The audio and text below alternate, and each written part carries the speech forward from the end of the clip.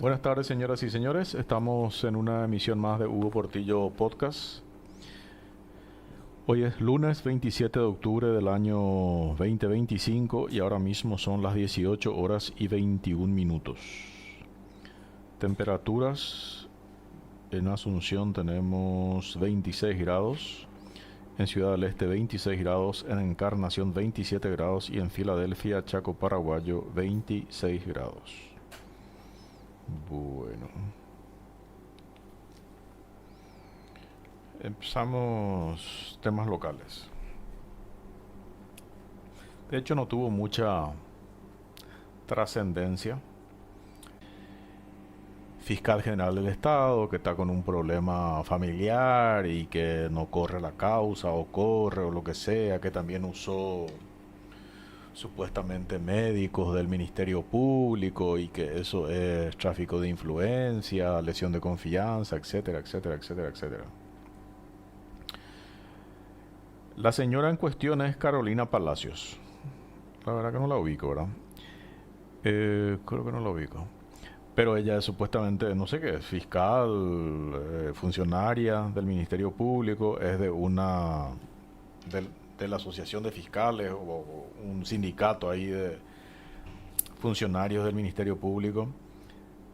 Lo simpático es que cada rato hablaba, porque escuché, me pasaron su entrevista, una parte de su entrevista y hablaba de mi institución, de mi institución. Y este señor tiene que salir de mi institución. Yo hace 30 años estoy en mi institución y nosotros defendemos. Bueno, en primer lugar, Carolina Palacios, doctora, temo decirte que el Ministerio Público no es tu institución. Es la institución de todos los paraguayos de la República del Paraguay y que nosotros te pagamos tus haberes, tu salario. Entonces no es el fiscal general de turno el que te paga. No es que porque te llevabas bien con Sandra Quiñones, Guau te daba un aumento o lo que sea y estabas mejor. No, no, no, no. Nosotros les estamos pagando, nosotros. Pero fíjense lo retorcida que tienen que tener la cabeza estas o estos funcionarios públicos para creer que es su institución como si fuera que es su empresa o es su negocio o es su boliche o es su kiosco. Salgan y laburen y ahí digan, sí, sabe que mi lomitería, mi kiosco, mi, no sé, mi boliche o lo que sea. Mientras tanto, es nuestro boliche, es nuestro kiosco, es nuestra lomitería.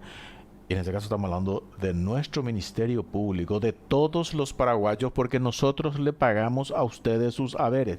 Cada hoja de papel que ustedes usan, cada hoja de papel que roban, es dinero de los paraguayos. Entonces, de hecho decía al comienzo, luego que no tuvo mucha repercusión, lo de esta sindicalista Carolina Palacios en contra de Emiliano Rolón Fernández, del fiscal general del Estado.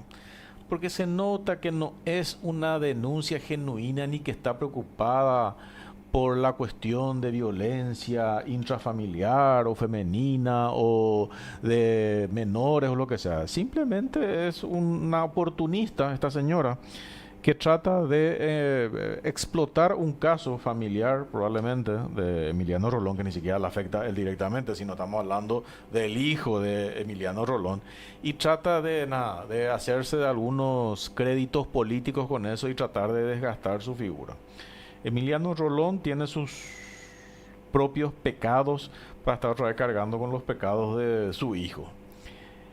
Pero lo que demuestra nomás este tipo de funcionarios públicos badulaques, como Carolina Palacio, de un sindicato, lo que sea, es que están acostumbrados a este tipo de chantaje y extorsión. Y lo digo con conocimiento de causa. A mí también ustedes, atorrantes y badulaques, funcionarios del Ministerio Público, ¿se acuerda que me sacaron 2 o 3 solicitadas por un tema que ustedes me trataron de montar y que al final se estimó todo, que al final fue una denuncia falsa? Y encima, cuando yo me iba a hacer la denuncia, que inclusive en ciertos juicios que me montaron usaron documentos falsos, hace 4 o 5 años que estaba durmiendo mi denuncia. Simpáticos son estos fiscales. Había sido. Simpáticos son estos del Ministerio Público. Son todos unos badulaques, unos atorrantes, unos corruptos. Así no generalices. Y trato no de no generalizar, pero ¿saben qué? Si el 90% de la canasta de manzana está podrida, y van a decir el 10% no está podrido, pero está bien, pero ese 10% hace que el otro 90% subsista. ¿Por qué? Porque los buenos fiscales tienen la suficiente autonomía para procesarle a su compañero corrupto y no lo hacen. Es muy diferente al resto de los órganos del Estado, o las entidades públicas o las entidades privadas. No. Resulta que el subordinado está ahí y su jefe. No. En el caso del Ministerio Público, no. El fiscal A le puede investigar, le puede imputar al fiscal B. Si el fiscal B es corrupto, el fiscal A puede proceder, pero tampoco lo hace. Entonces ahí es donde los fiscales entran todos dentro del parámetro de la corrupción, por acción o por omisión. Porque no es nomás, no, ese es aquel fiscal, ese es ese fiscal y es su problema, él es el corrupto. No, del momento en que uno es fiscal. Y esa particularidad se da solamente al Ministerio Público. Fíjense que todos los fiscales tienen autonomía. Entonces ahí no vale el tema ese, no, él es corrupto, yo no soy corrupto, pero no haces nada para desentrañar la corrupción de tu institución. Entonces sos corrupto también, porque, todos los funcionarios públicos luego tienen que denunciar cualquier hecho de corrupción. De hecho, todos los ciudadanos de la República podemos denunciar hechos de corrupción, pero mucho más y con un deber a cuestas y con una carga social en el pescuezo, fiscales. Entonces, señores del Ministerio Público, los fiscales ñembo buenos que dejan que el 90% sean corruptos, también ustedes, señores, son culpables de eso porque están siendo cómplices y corruptos por omisión. Son corruptos pasivos porque ustedes tienen la suficiente potestad, tienen el suficiente poder como para procesar a sus compañeros. Que no quieren porque va a haber un mal ambiente laboral y porque le van a echar patadas. Y bueno, es mejor que te echen a patadas por ser honesto que por ser corrupto.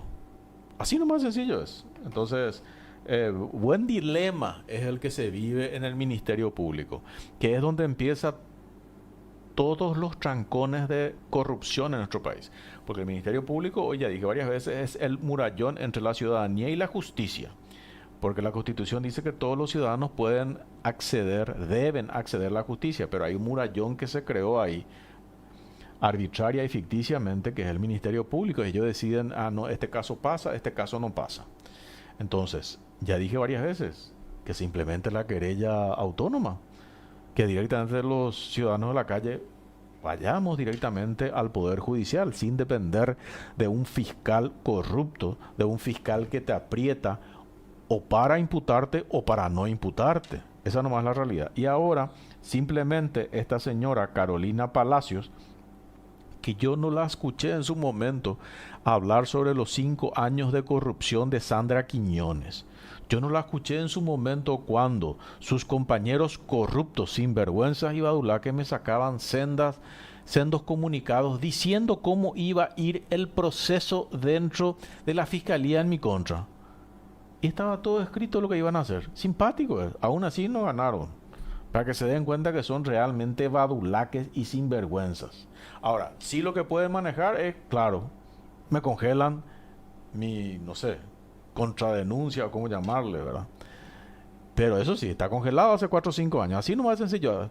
Y recuerdo el nombre, María Luján Estigarribia, Luz Guerrero, Sandra Quiñones, que estuvo detrás. O sea, son todas funcionarios públicos badulaques, corruptos y sinvergüenzas que tendrían que estar en la calle y tendrían que estar en la cárcel por bandidas, sinvergüenzas, delincuentes. Punto, terminó.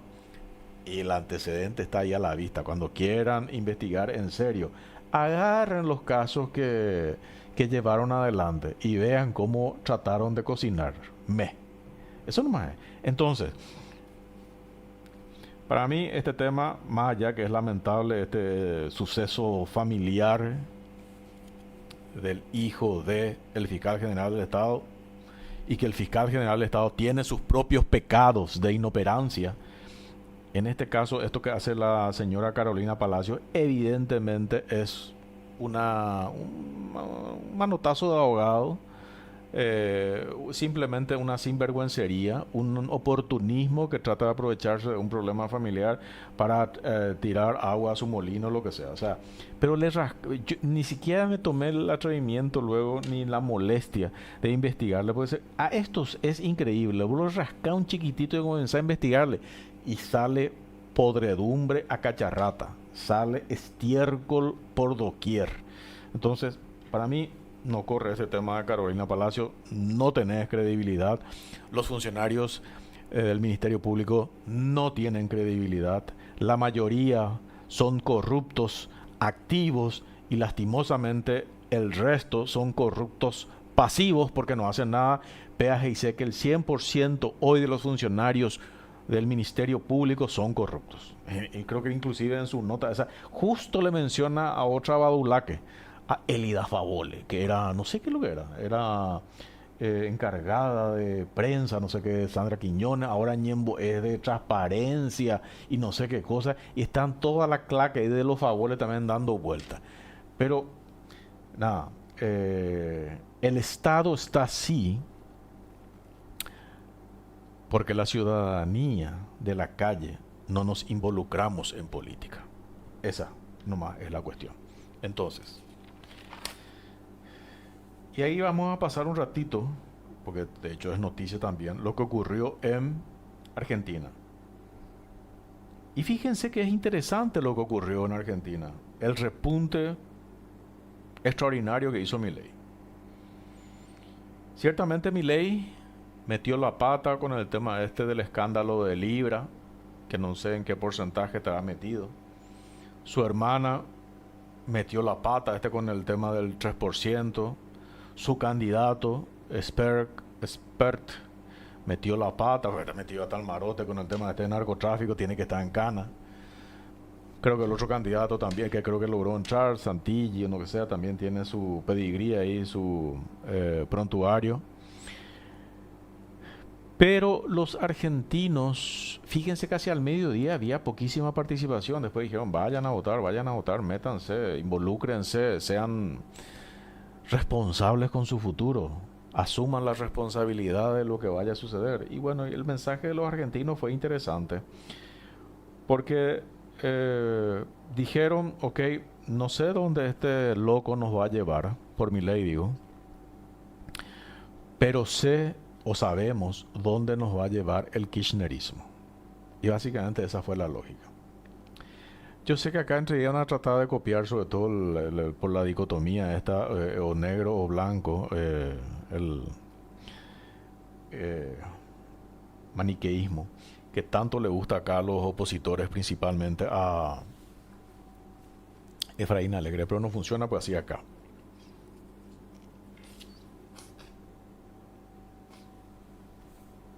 Estoy hablando del caso en Argentina, donde ellos ya tienen una evidencia clara de a qué le llevó el kirchnerismo y no la están pasando nada bien. Entonces, Milei tiene sus tropezones y que tiene que mejorar ciertamente, y la ciudadanía le está reclamando y está bien, pero al final la ciudadanía dijo, está bien, te vuelvo a dar un crédito a Milei, te vuelvo a dar un crédito, solucionar tus problemas, depurar a tu gente, deja de meterte en cosas raras. Pero también el mensaje era muy claro. No queremos que vuelva el kirchnerismo. No queremos que vuelvan los corruptos. No queremos que vuelvan los bandidos. No queremos que vuelva el prebendarismo, el clientelismo, el asistencialismo. Y ahí hay factores comunes con nuestra política criolla interna acá de Paraguay. Pero no solamente de la ANR, también del PLRA. Ojo, ojo. Y la vez pasada ya toqué el tema de por qué el PLRA creo que va a ser está yendo la picota. Yo creo que en cualquier momento va a ser el más afectado, va a quedar en tercer lugar. El tercer espacio va a ser el PLRA. Que yo creo que dentro de todo, con el tema este de Palle, parece lo que quedó en tercer lugar. Y parece que ahí le ayudaron, luego cada vez se confirma más que parece que ahí le ayudaron los mismos Colo a los liberales para que no queden tan desprestigiados. Y le pusieron en segundo lugar. Es lo que se comentó. Y hoy no tenemos forma ni de confirmar ni de desmentir eso porque lastimosamente las urnas electrónicas desaparecieron al día siguiente de las votaciones. Pero cobraría fuerza esa versión porque hoy vemos que el PLRA no tiene ni para candidatos, no tiene ni para exponer candidatos a intendentes a la ciudadanía paraguaya. Entonces, pero ¿a qué nomás lo que quiero llegar? Así como los argentinos dijeron el modelo kirchnerista o el modelo peronista, ya sabemos a lo que nos va a llevar, pero no sabemos a lo que nos va a llevar este loco que en 2 años está tratando de sacar las cosas adelante y le queda todavía otros 2 años, etcétera. Bueno, así también hoy la ciudadanía paraguaya está diciendo, acá el modelo político corrupto es el que no funciona. Y el primero en pagar los platos rotos de ese modelo político corrupto es el PLRA, que también es un mensaje para la ANR. ¿Por qué ustedes siempre escuchan de boca de los colorados decir, no, tiene que volver el bipartidismo, etcétera? Claro, si los colorados quieren que existan los liberales, si con ellos transan. Esa nomás es la realidad. Entonces ahí está el salvataje, la cuerda o el salvavidas que le tiran sus primos en la delincuencia entre los colorados y los liberales. Claro que quieren, claro que los colorados se sienten más cómodos con los liberales si la mayoría son de su estirpe corrupta. Entonces ahí juegan el juego del bueno y del malo y de la esperanza y del cambio que nunca llega y nunca va a llegar porque resulta que terminan transando. Y encima los liberales se conforman con migajas de la mesa del poder que les caen como, no sé, perros hambrientos. Esa es más la realidad. ¿Ok? Bueno. En Argentina ocurrió eso mismo. Van a decir, no, pero el kirchnerismo es tipo el Partido Colorado. No. Acá, vamos a entender, lo que allá sería el kirchnerismo, acá realmente es la ANR y el PLRA juntos. Porque acá el modelo político corrupto es el que nos está deteriorando en cuanto al Estado, en cuanto a la república, en cuanto al fortalecimiento de nuestro civismo y de nuestra democracia. Esa es la realidad. Entonces, la ciudadanía, ¿a quién primero le está pasando factura? Al que se quiere presentar como el cambio, que no es y que al final resulta que después de tantas elecciones se dieron cuenta que son más de lo mismo y que son los corruptos, que son los lobos disfrazados de ovejitas, que son los del PLRA. Por eso están mal y por eso van a seguir mal. O sea, dicho esto, evidentemente se tiene que fortalecer todo aquello que sea de la oposición, pero que no venga del lado de los opositores corruptos o de los falsos opositores.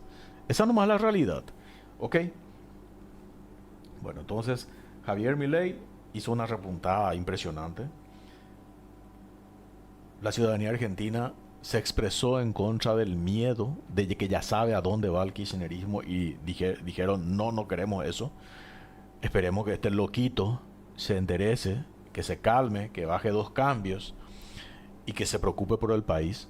De hecho, paréntesis nomás, De hecho, Milei en sus primeras declaraciones que escuché posteriores a la elección, por primera vez dejó de hablar de los famosos macronúmeros, igual que acá también, y comenzó a hablar de la ciudadanía, y comenzó a hablar de la gente, y comenzó a hablar del pueblo, y comenzó a hablar de lo que, de la calidad de vida, del bienestar de la ciudadanía. Esa es la realidad. Por primera vez, y con dos cambios para abajo. Ayer o esta mañana creo que habló Milei, mucho más tranquilo, pero por primera vez ya no es solamente la macroeconomía, pues lindo es la macroeconomía. Yo quiero saber si vos te vas a un supermercado y le mostrás la macroeconomía a la cajera, decir, mira, che, mira, estamos bien según el gobierno en la macroeconomía. Quiero saber si te va a dejar pasar tu carrito en donde resulta que la inflación alimentaria, que es realmente la inflación que le interesa al pueblo, resulta que está por encima del 10%. Y decir, no, no, no, en general un 3%, un 4%, dice el gobierno que está nuestra inflación interanual. ¿Eh? ¿De qué sirve que la inflación en general esté a ese nivel si lo primero, o sea, no sé, podemos hablar de la pirámide de Maslow, o sea, estamos hablando de lo más básico, lo más básico. Lo más básico es la alimentación.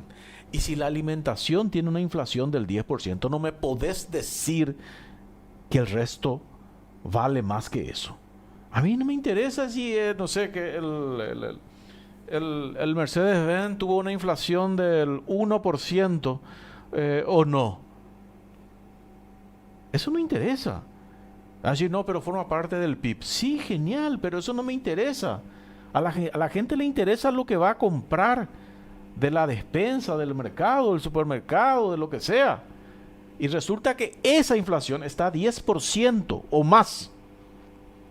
Esa es la que le interesa a la gente. Por supuesto, esa es la que nos muestra el gobierno. Y cuando habla eso, habla medio entre dientes, así para que no se entienda luego. Entonces dejen de querer engañarle a la ciudadanía. Entonces, vamos a sopesar entonces la inflación de la comida que sube 10% versus la inflación de un auto Mercedes-Benz. Ah, no, 1%. ¿Vieron? Hacemos la comparación y queda ahí en un 2-3%. No, no, pechajina, no funciona así. No funciona así. Entonces, por primera vez Milei creo que está acusando recibo de que claro que los macronúmeros son importantes, pero los macronúmeros que no llegan a los micronúmeros, la macroeconomía que no se siente en la microeconomía, no tiene razón de ser. Porque la macroeconomía es un medio, no es un fin. El fin en todo caso sería la microeconomía. Esa es la realidad. ¿De qué sirve que el país esté espectacular si los habitantes están pasando la desastre? Eso no es mal punto. Bueno, el otro tema importante para Javier Milei fue el respaldarazo y el espaldarazo que recibió de Donald Trump. Categóricamente las cosas hay que decir por su nombre, ¿verdad? O sea, los 20.000 millones más 20.000 millones, swap más no sé qué, malla de contención de no sé qué cosa. Bueno, 40.000 millones de dólares que directamente Estados Unidos le decidió apoyar a Argentina. Claro, es importante eso. Entonces, claro que fue un factotum Donald Trump, categóricamente, en este caso. Y para tocar un poquito nomás de política exterior y para tocar un poquito nomás de relaciones internacionales. Fíjense que Trump tuvo una participación importante en Argentina. Así como Donald Trump está teniendo una participación importante en Venezuela, que a todas luces está presionando, pero no quiere llegar al tema de uso de armas ni el derramamiento de sangre. Se nota, se ve, ¿verdad? También ya tuvo una incursión más directa en lo que tiene que ver con Colombia. Le designó a Gustavo Petro y a sus familiares, de acuerdo a la ley Clinton, que básicamente algo así como la ley Magnitsky, pero de narcotráfico. Entonces ya está en la lista OFAC, etcétera, etcétera, etcétera. O donde también es importante ver nomás el manejo político de estas listas, ¿ok? Digo nomás, para los cartistas que quieren venderle que ahora Horacio Cartes va a pedir su beatificación ante el Vaticano porque resulta que Estados Unidos le sacó de la lista OFAC. Fue una jugada política. De hecho, la misma embajada de los Estados Unidos lo dijo acá. Fue una jugada política.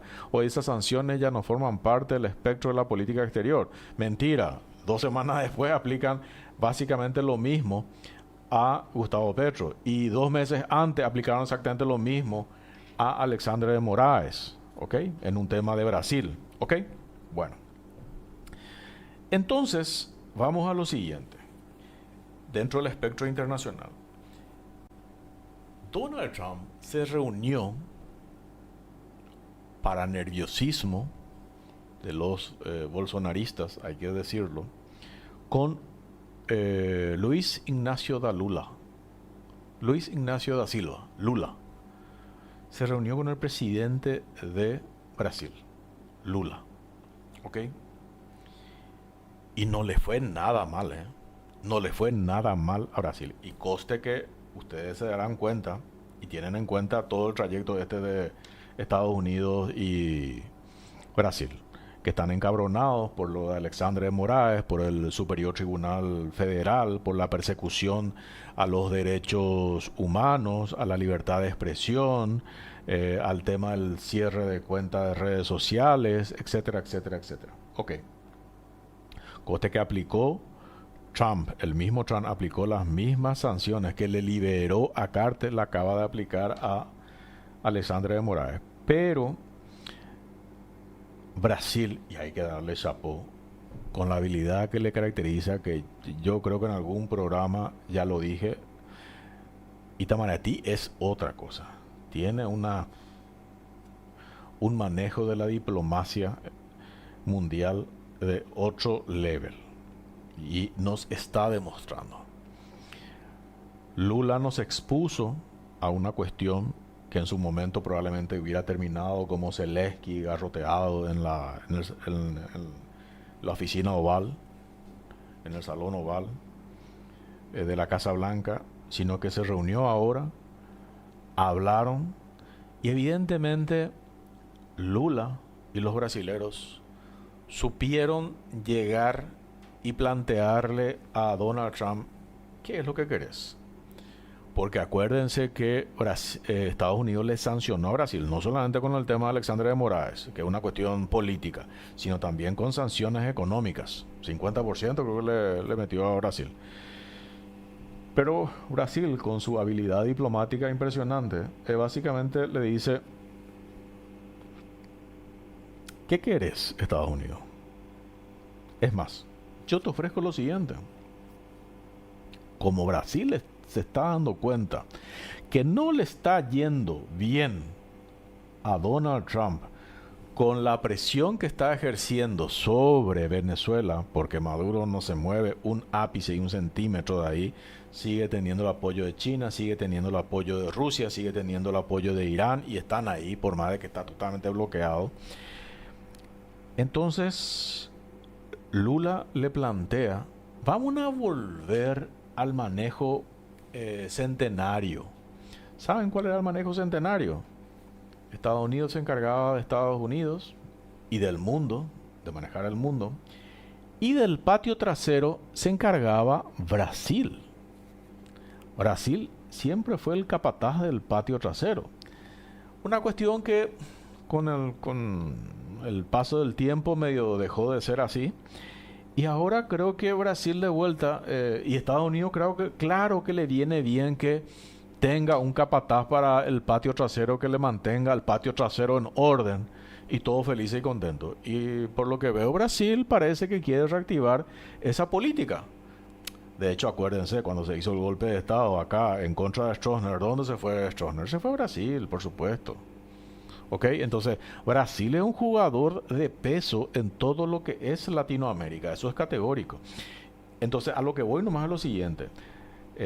Yo sé que hay una interna dentro de lo que es Brasil entre los bolsonaristas, los lulistas, etcétera, que esto y lo otro. Pero lo que yo siempre dije, incluso acá con el tema este de Cartes, no Cartes, sancionado, no sancionado, se levantó, se demostró su inocencia. Mentira, por la terapia. Estados Unidos va a defender sus intereses. Ciertamente, y por más que no nos enteremos de parte del gobierno corrupto de Santiago Peña ni de Horacio Cartes qué es lo que decidieron entregarle a los Estados Unidos para negociar el tema que le saquen a Cartes de la lista OFAC y sus sanciones, lo que sea, que le dieron un indulto y un perdón. Quiero repetir nomás. No es que se llegó a la conclusión de que es un santo. No, no, no, no. Le dieron un indulto y un perdón. Ok, bueno. Entonces, ahora, para que se den cuenta que se maneja políticamente eso, ahora, nada, hace un par de semanas y un par de meses, Trump y Lula se estaban diciendo de todo. Acuérdense inclusive que Lula le trató de que quería ser el emperador mundial. Trump, acuérdense. Y hoy se sientan a conversar. Entonces, si Lula, si Itamaraty, si el gobierno brasilero tiene algo importante que ofrecerle a Donald Trump, al gobierno de Estados Unidos, los países, los gobiernos manejan intereses. Después viene la volaterapia esa de la amistad y no sé qué cosa, ¿no? Manejan intereses. Manejan intereses. Los países manejan intereses. Punto. Terminó. El resto es cuento. Quien dice lo contrario se engaña. Ok, entonces, Brasil evidentemente va a tener un mayor protagonismo hoy en Latinoamérica. Y su primera carta de presentación va a ser en este tema de Venezuela, donde evidentemente Lula le ofrece intervenir porque Trump ve que no va a ser muy fácil sacarle a Maduro de una manera eficiente, de una manera no costosa. No costosa. Porque de nada sirve que Trump le quita a Maduro si para él significa una carga política muy importante. Claro que los venezolanos quieren que vengan de otros países a solucionar sus dramas y todo el mundo quiere, todo genial, pero Trump también tiene que evaluar internamente su posición y entrar en una conflagración bélica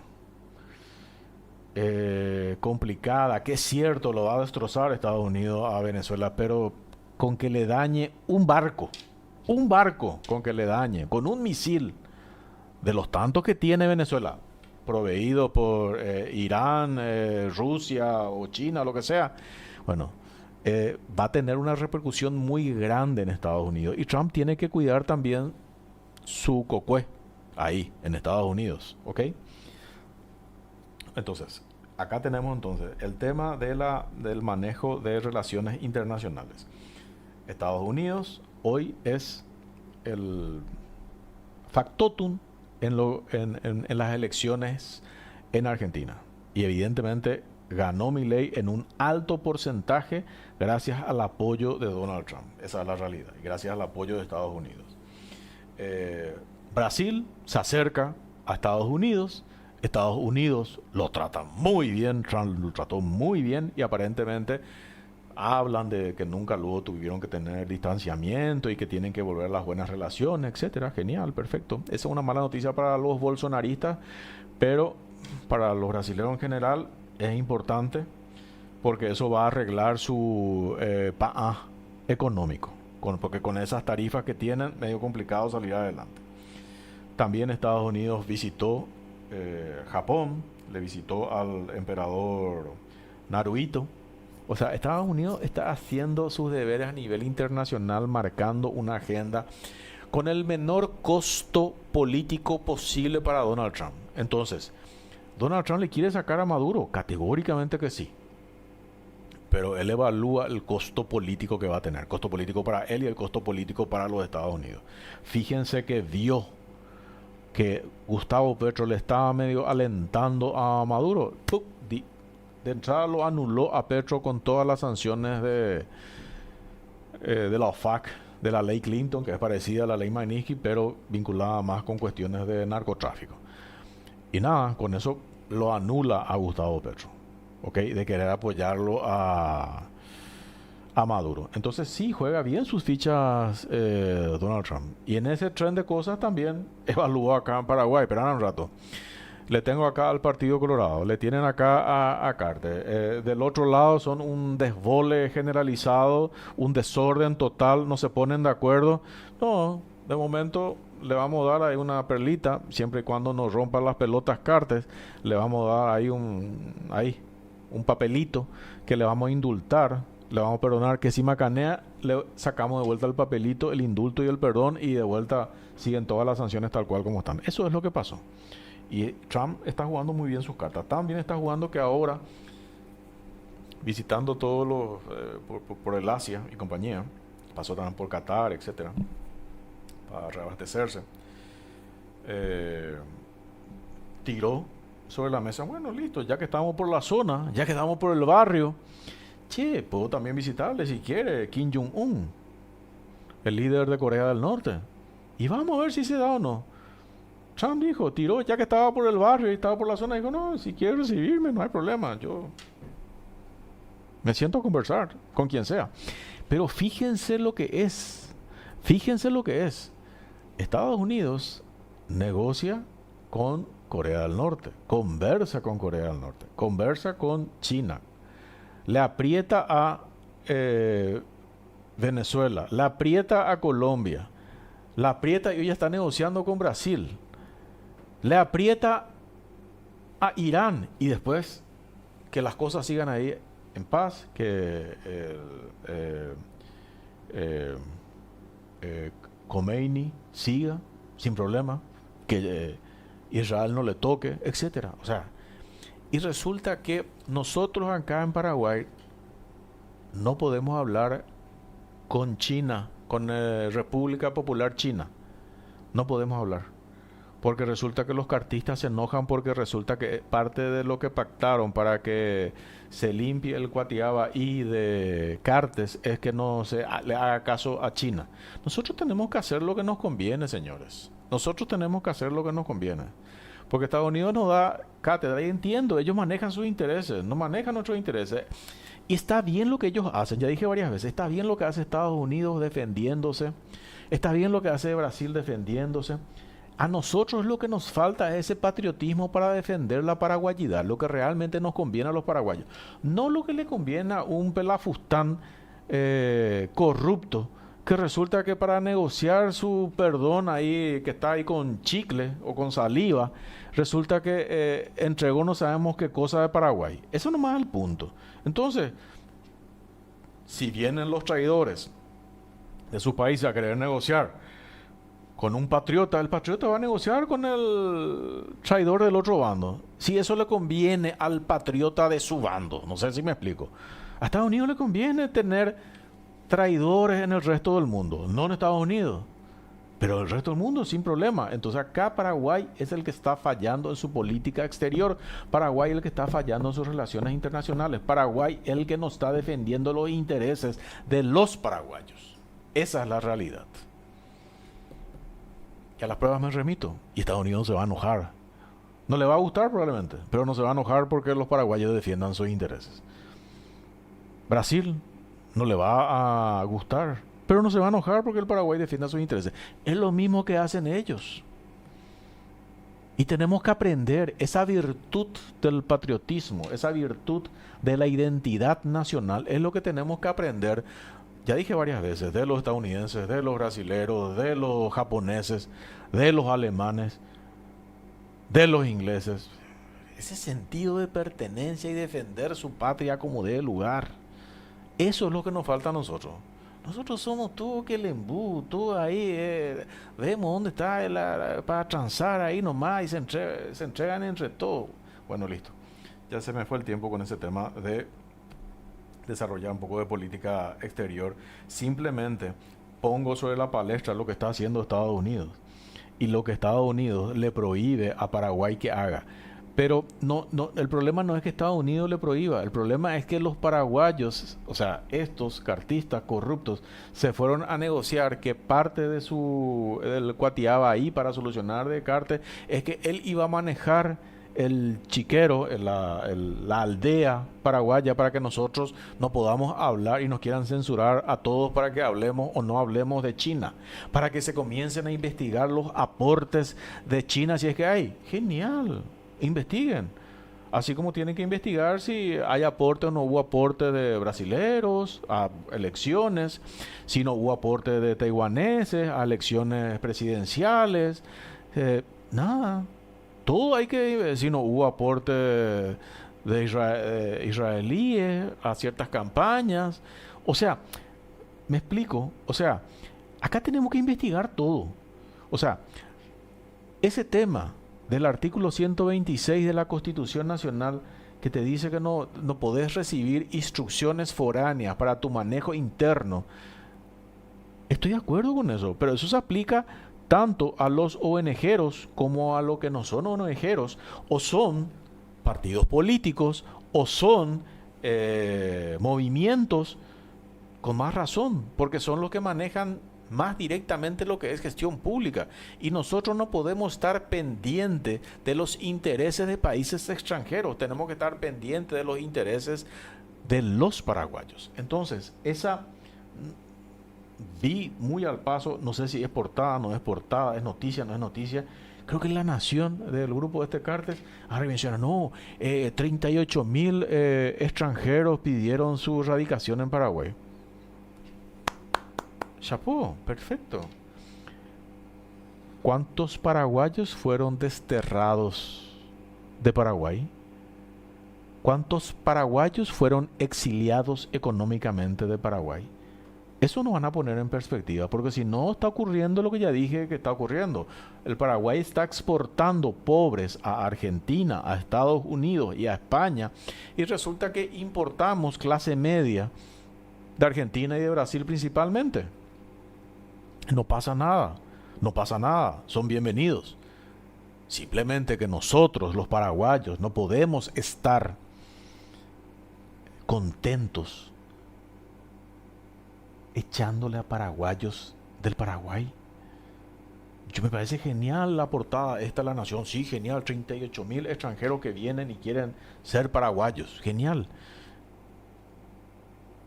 Pero ¿cuántos paraguayos estamos echando fuera de Paraguay porque no les damos las condiciones económicas para que se desarrollen acá? Y no estamos hablando de 38.000 paraguayos que le echamos a patadas. Yo creo que estamos hablando entre joda y joda, entre Argentina, Estados Unidos y España y no sé qué cosa. Y yo creo que fácilmente están llegando a los 1 millón. Y eso no está bien. Estamos hablando del... Con razón que decaemos. Teníamos que ya estar a 9 millones de habitantes y ahora estamos 6. Estábamos 7 y estamos 6. Claro, espectacular. O sea, como el paraguayo va... el Paraguay va disminuyendo su cantidad de habitantes, pero porque resulta que los gobiernos de turno están exiliando paraguayos, están exiliando económicamente paraguayos para que se vayan a trabajar en el exterior. Ah, no, y de paso usamos las remesas para que se distribuya como ayuda social en todo el país. ¿Y se contabiliza eso? Claro, la remesa se contabiliza. Y los paraguayos que salieron se contabiliza como desempleados, porque salieron desempleados, por eso se fueron a buscar oportunidades económicas en otro país. ¿Se contabiliza eso como desempleados paraguayos que salieron buscando trabajo fuera del Paraguay? No, eso no contabilizamos. Entonces la pobreza, nosotros radicamos la pobreza echándole a los pobres del Paraguay. Entonces tenemos macronúmeros espectaculares. Ese tipo de joda ya no cuadra, señores. Ese tipo de joda ya no cuadra. ¿Ok? Entonces, simplemente para volver a reiterar nomás esa situación. Y lo que quiero decir para poner en números nomás, los paraguayos que tenemos, que están afuera de nuestro país, porque nosotros le echamos de nuestro país al no darles condiciones económicas para que se desarrollen en nuestro país, hoy están enviando 700 millones de dólares al año. Ni las gracias se les da. Y ese dinero viene, pega al asistencialismo social, directamente viene porque viene para sus familias, viene para que estén mejor. O sea, Claro que al gobierno de turno le conviene. Ah, dale, espectacular. Vamos a comenzar a echar paraguayos pobres que se vayan a trabajar afuera y que envíen plata acá. Entonces, sacamos pobreza de la estadística y encima viene plata para que se distribuyan ellos como asistencia social. Y nosotros seguimos robando. Eso es lo que dicen las autoridades nacionales. Eso es lo que dicen los mandamases de este gobierno y de otros gobiernos anteriores. Esa no es la realidad. Ahora, claro que necesitamos patriotismo para revertir esa situación. Y estamos contentos porque extranjeros quieren venir al Paraguay. Genial. Pero la caridad empieza por casa, señores. Ese no es el punto. Y de eso se olvidan los cartistas. Entonces nos quieren mostrar un país tipo Suiza. Pero resulta que le estamos echando a todos los pobres del Paraguay. Entonces, esa es una linda manera de erradicar la pobreza del Paraguay, ¿vio? Echarle literalmente a los pobres paraguayos del Paraguay. Entonces le sacamos las estadísticas y después usamos su dinero como remesas. Y que nos sirva como asistencia social para el resto del país. Para que siga la joda de las autoridades de turno y sigan robando y se sigan luciendo con sus macronúmeros. Esos números son mentirosos porque no contemplan la realidad de nuestro país. Contabilicen los paraguayos que echamos a patadas porque no le dimos condiciones económicas y contabilicen el dinero que nos están enviando y que están cumpliendo el rol del Estado enviando esas remesas familiares. ¿Cómo contabilizan eso? ¿Cómo contabilizan numérica, social y políticamente eso? ¿Se dan cuenta que son nefastos? Ok, entonces dejémonos de engañarnos y expongamos las cosas como son. Por eso que no aguantan un debate todo esto. Por eso que hablan a través de sus voceros de prensa o hablan a través de sus periodistas corruptos y mercenarios o los medios de comunicaciones de ellos, sus publinoteros, lo que sea. Porque no van a aguantar un careo, no van a aguantar un debate porque los números están a la vista y la realidad está a la vista. Sin embargo, ellos se cansan diciendo, haciendo propaganda, repitiendo y repitiendo y repitiendo. Propaganda no es noticia. Propaganda no es información. Propaganda en todo caso, en el mejor de los casos, es tu versión. Y edulcorada. Bueno, expongamos, discutamos. Si al final, por eso es que todos los paraguayos tenemos que meternos en la puja política de nuestro país, en la gestión pública de nuestro país. Ahí está el caso argentino. Ahí está el caso venezolano que no se metieron en su momento y hoy están llorando 20 años después. Tomemos como ejemplo que a ese modelo no tenemos que llegar.